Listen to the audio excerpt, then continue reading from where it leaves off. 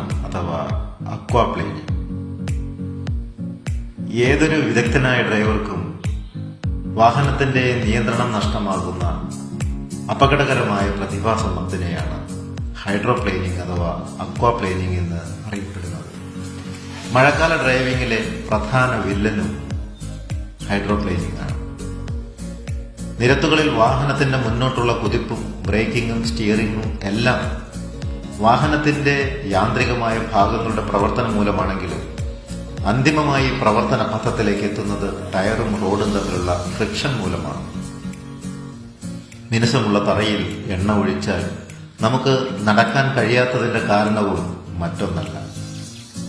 വെള്ളം കെട്ടി നിൽക്കുന്ന റോഡിൽ വേഗത്തിൽ വാഹനം ഓടിക്കുമ്പോൾ ടയറിന്റെ പമ്പിംഗ് ആക്ഷൻ മൂലം ടയറിന്റെ താഴെ വെള്ളത്തിന്റെ ഒരു പാളി രൂപപ്പെടുന്നു. സാധാരണഗതിയിൽ ടയർ റോഡിൽ സ്പർശിക്കുന്നിടത്തെ ജലം ടയറിന്റെ ത്രെഡിന്റെ സഹായത്തോടെ ചാലുകളിൽ കൂടി പമ്പ് ചെയ്ത് കളഞ്ഞ് ടയറും റോഡും തമ്മിലുള്ള കോണ്ടാക്ട് നിലനിർത്തുകയാണ് ചെയ്യുന്നത്.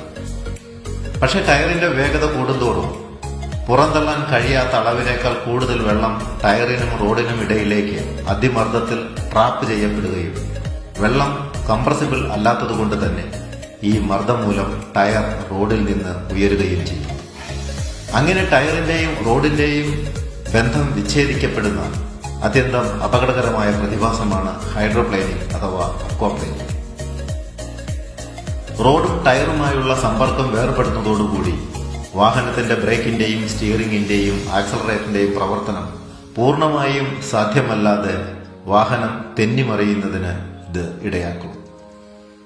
വാഹനത്തിന്റെ വേഗത വർദ്ധിക്കുന്നതോടുകൂടി ഹൈഡ്രോപ്ലെയിനിംഗ് സാധ്യതയും 10 മടങ്ങ് വർദ്ധിക്കുന്നു.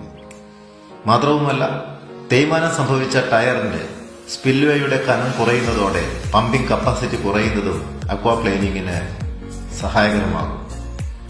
ത്രെഡ് ഡിസൈൻ അനുസരിച്ചും വാഹനത്തിന്റെ തൂക്കം കൂടുന്നതിനനുസരിച്ചും ഹൈഡ്രോപ്ലെയിനിങ്ങിൽ ചെറിയ മാറ്റങ്ങൾ ഉണ്ടാകും. എന്നാൽ ഹൈഡ്രോപ്ലെയിനിങ്ങിന്റെ പ്രധാന ഘടകം വാഹനത്തിന്റെ വേഗത തന്നെയാണെന്ന് മറന്നുകൂടാ. അക്വാപ്ലെയിനിങ്ങിനെ ബാധിക്കുന്ന മറ്റ് ഘടകങ്ങൾ thread design, tyre size, air pressure, വാഹനത്തിന്റെ തൂക്കം, ജലപാളിയുടെ കനം, റോഡ് പ്രതലത്തിന്റെ സ്വഭാവം എന്നിവയാണ്. ഹൈഡ്രോപ്ലെയിനിംഗ് മൂലം വാഹനത്തിന്റെ നിയന്ത്രണം നഷ്ടമായാൽ എന്ത് ചെയ്യണമെന്ന് നോക്കാം.